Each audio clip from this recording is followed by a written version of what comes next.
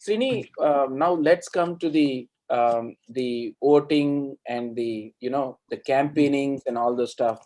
So for more and more of the Indian Australian citizens, right? So this should be an inspiring story for them.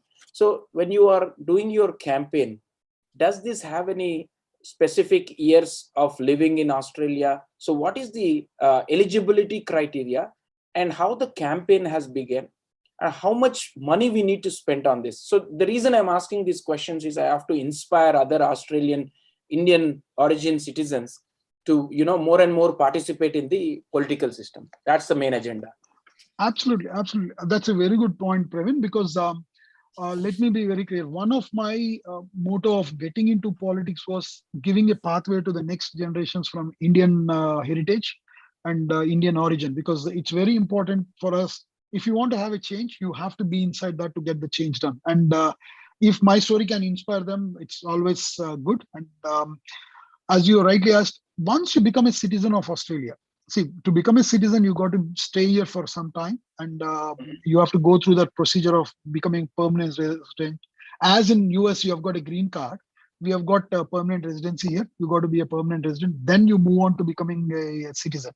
Once you become the citizen, you are straight away eligible. The Constitution of Australia says that the moment you are a citizen, you have got all the rights of a person who's living in this country as any other citizen of this country. That's the beauty of the Constitution here. You straight away eligible for that.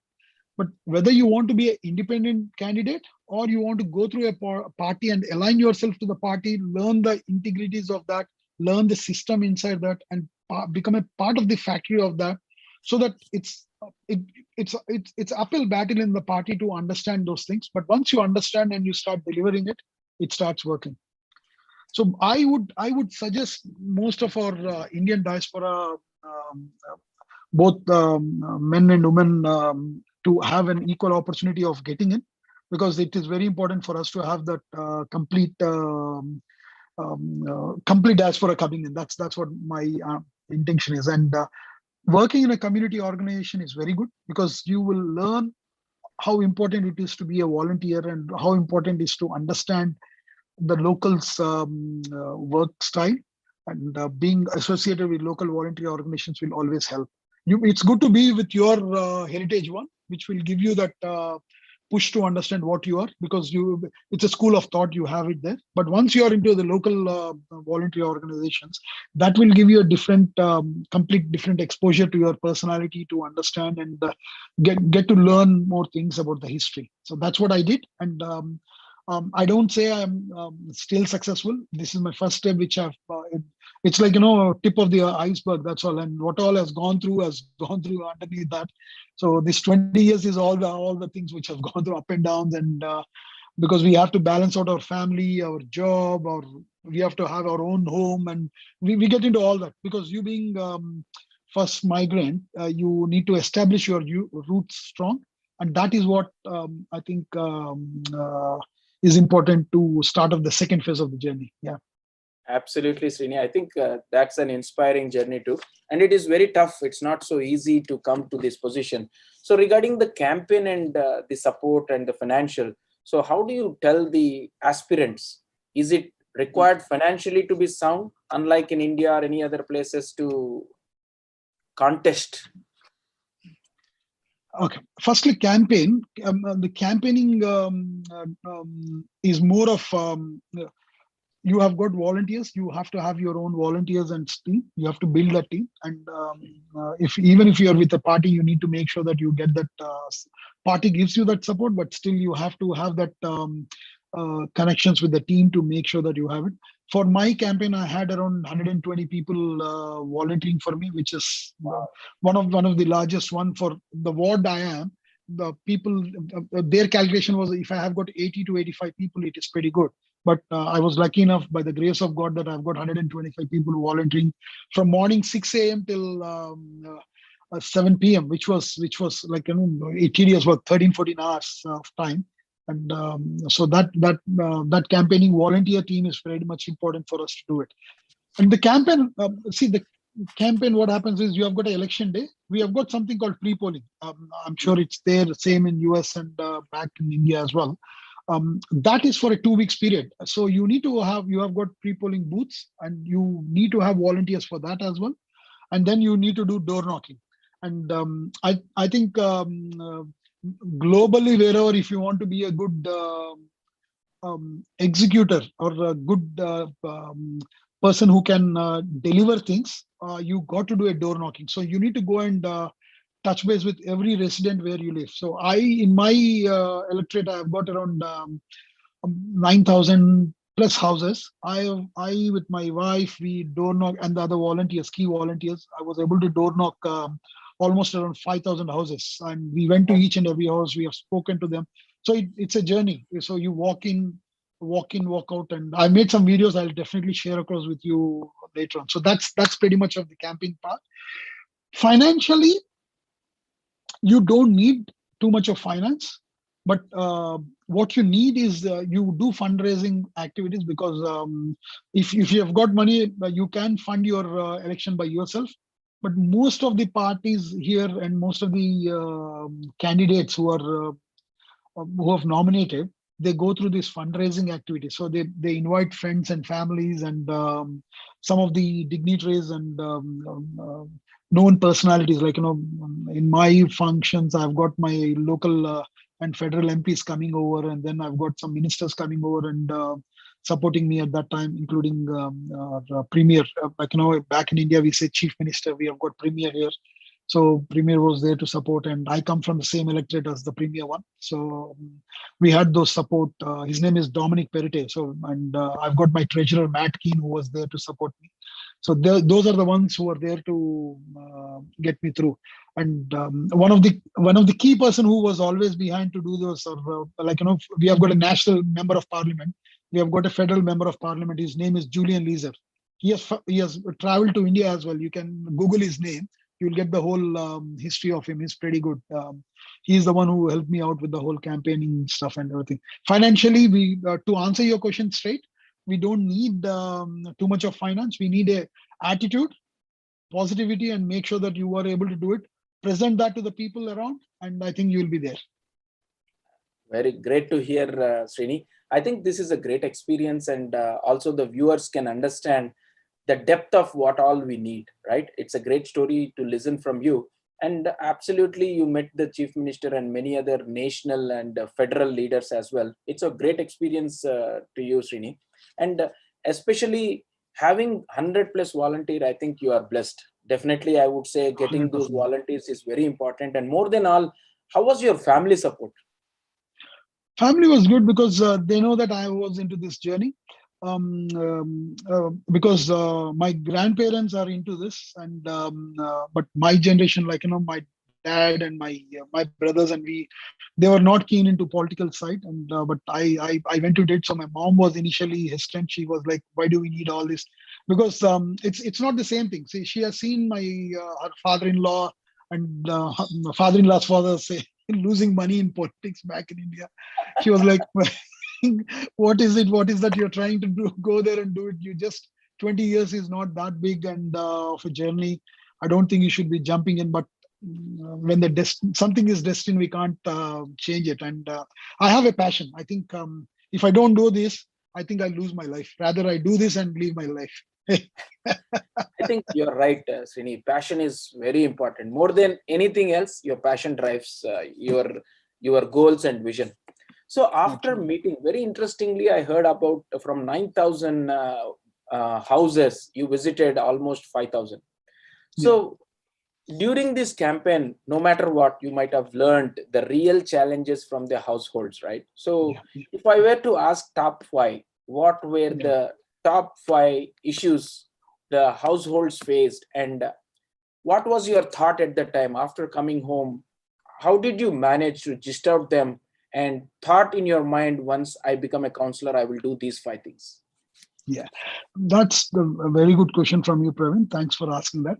See, while I was doing door knock, we have got different ethnicities, people living here. We have got from Indian ethnicity, we have got from Iraqi, we have got Lebanese, we have got Australian ones, and because we are all Australians. We can't differentiate on that, but the ethnicity where we come from, the heritage where we come from, has a different cultural side of activities which we have to preserve.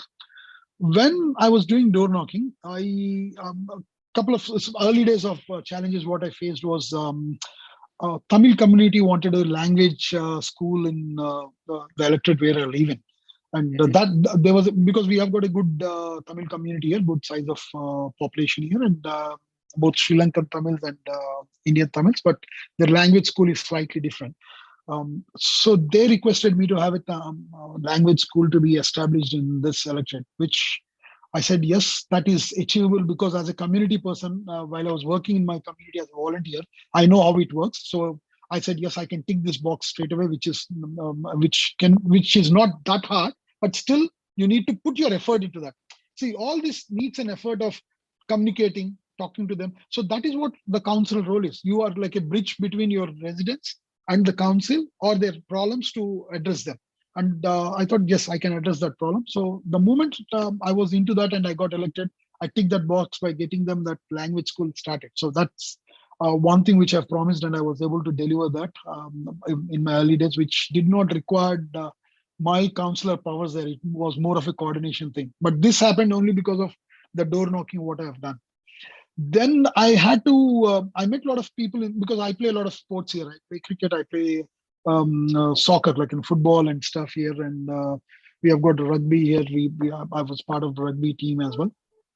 So the sporting community is a community where you have got sports facilities, but not to the facilities what they want. Like, they want to have the outdoor gyms, or they want to have more facilities, like, a room or where they can meet together, a clubhouse sort of thing.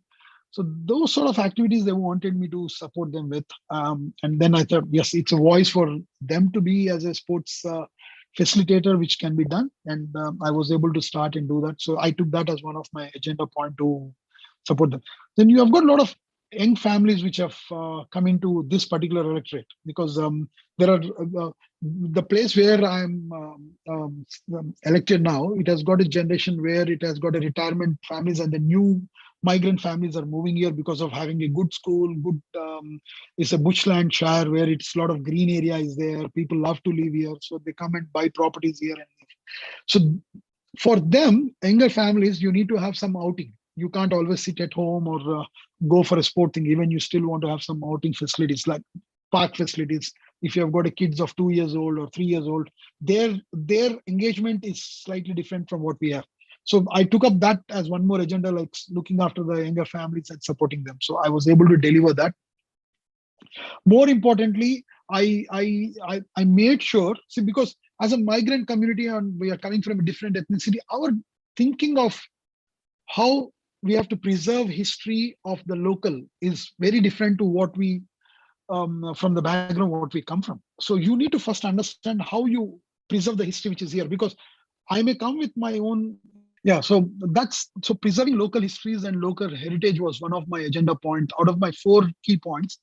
And building that facilities for younger families with parks and facilities, I was able to do that. And I've got my colleagues as well who are being supportive on doing this. So that's how I started off my journey. And pretty early days. I'm sure I'll put my head down and work, and you should be able to hear about me more in the coming days. Great, Sreeni. I think I'm very glad that you have already covered 2-3 points. And how much tenure? What is the tenure of a councillor typically? It's generally 4 years. But what happened this time, because of the COVID thing, our tenure has been shortened because the previous election has been delayed. So this time we have it only for 2 years, 9 months or so. But pretty much we have it for 4 years. Yeah. Absolutely. So Sreeni, how do you balance? So now, is it a full-time job? Now the councillor is a full-time job. So we cannot do any of our jobs during this time, or can we balance both? We should be able to learn how to balance it, and it's not a full-time. It's more of a part-time role. So Wednesdays you have got council meetings and community engagement. What you do. So in my case, what I did was because I run my the company, which is a 30-year-old, it's called Soft Labs. It's a ERP solution provider. I run that company here. And I work Monday, Tuesdays, and Thursdays in my office. And Wednesdays and Fridays, I'm pretty much into community engagement and council activities. Those are the days I've distributed. Saturdays, I have got my sports, what I play, and active in that. Sunday is completely a family day. Enjoy with family and have family gatherings for lunch and stuff, because my sister lives next door and my brother lives nearby. So we all have get-togethers. Great to hear. So especially, it's good to hear that you own the company. What about a person who is employed? Still, he can become a councillor and be balancing between both?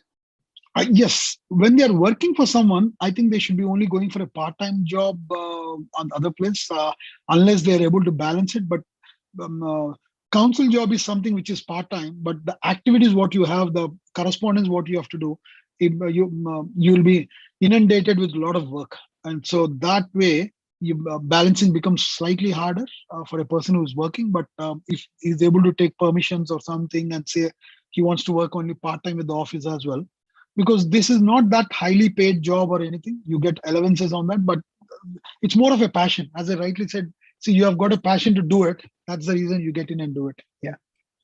Sreeni, how do you feel when you become a councillor and you go into the community? So what sort of respect and what sort of benefits you get out of this particular leadership role? Okay. See, more than benefits, what I get, definitely a benefit is like, you feel satisfied that you're giving back to the community. That's the best satisfaction you get. I don't see any other benefits than that, because people come and share their stories, and which they cannot share it to someone else. Those are the stories. The best part is being a multicultural community person, like from some different ethnicity, people from subcontinents, people from who understand that culture, they come and talk to me, and I can easily relate and say, okay, I know there is a problem. I can understand the problem because somewhere down the line I can link myself to that and say, okay, yes, this can happen to me as well, so I can resolve it. So that, because I can talk to them in that, I connect to them at that grassroots level. The respect changes. And so that's where I feel I've been blessed to have been in this council role, and that's exactly what is happening.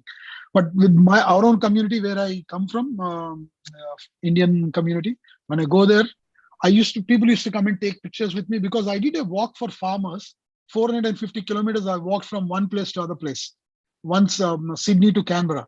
At that time, people started recognizing me that I'm here to do something for the community, and that's how people do come and take pictures and all that. That's like that makes you feel, oh, we have done something. But the responsibility because of that grows in multiple folds. Absolutely, Yeah, absolutely, Sreeni. I was expecting this answer, because you feel so happy. It's worth of doing that, and especially. And I was also about to ask your walk for the farmers. I was just going through your profile, and I found this walk for the farmers is very interesting. And hats off to you, because you walking for 300 plus miles in a other country, it's not so easy. So what is the reason behind this walk for the farmers? Can you please elaborate? Yeah, this walk, see, generally fundraisings and so there was a drought. We have farmers have been affected by drought in 2018, and idea was to bring some awareness to the community where we come from, because definitely most of us feel like giving back to the community. But what we do is, I'm not saying 100% we are doing wrong or right. We always get connected back to where we come from, rather than connecting to the place where we are there. And we feel that, okay, we are here, we are working, we are paying taxpayers, and we are paying taxes, so that job is done. But that's not the case. What you're earning, you're paying the tax. But the additional thing is, if you don't seed the plant here, that plant doesn't go for the next generations. And for that reason, we have to bring that awareness to the community. And I thought the best way of doing that is to walk and integrate and be cohesive with both local communities, as well as even bring our community onto the same page, saying that we are on this side as well, and we respect the local farmers. And while I did that walk, It's a 10-day walk I did for that 400 kilometers. And every day I used to sleep with locals there. And I did it with a couple of other of my colleagues who have walked with us. And kudos to them as well. They have walked. Um, uh, every place where we slept, we used to eat with them, whatever they have. We used to enjoy with them. We used to talk to them. Then we did raise funds for them, and we donated the funds to them. So that was a fantastic. I think I will cherish that till the last moment of my life, last breath of my life, for sure. Absolutely. I think it's a great thought. I think you should do some videos and put it in the internet so that people will know why you have done walk for the farmers. And Sure. second thing, Sreeni, in the interest of time, we have already crossed 30 minutes, but I just wanted to close few of the items.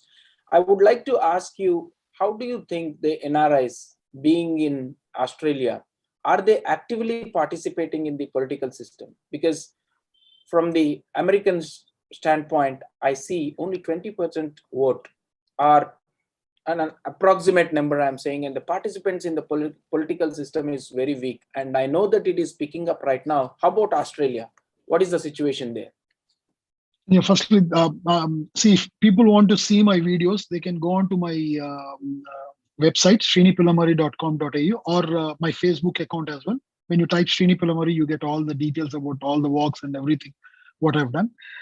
See, Australian population is still a baby. We are still a baby in Australia. We don't have that volume of migrants happening, because only it has started in 2007. We have got big number of volume of migrants coming as students, and then they are trying to settle down their life here as a permanent resident. Then they get into the job, then they buy a property, then they get into citizenship. So there is a phase of time. So everyone goes through that 30 years of phase of time, and then they think about getting in the political arena, because there's no point in getting into that when you don't understand the whole dynamics of how it works. And that's where we have got a gap from the first generation migrant. But second generations who are born here, brought up here, they are all pretty much active and started getting into it. I'm sure in next 10 years time, you will see a lot of migrants, and especially from subcontinent, what we are from, you will see a lot of people getting into politics. Even now we have got opportunities do come, but see, you need to get into the party. You have to serve to the party. Then only you'll raise the cadre, and then based on that cadre, you'll say, okay, I can go as a councillor, I can go as a mayor, I can go as a a member of parliament. That's how it happens. So we're in the early stages, and baby steps have been taken. And I think the best is yet to follow. Absolutely.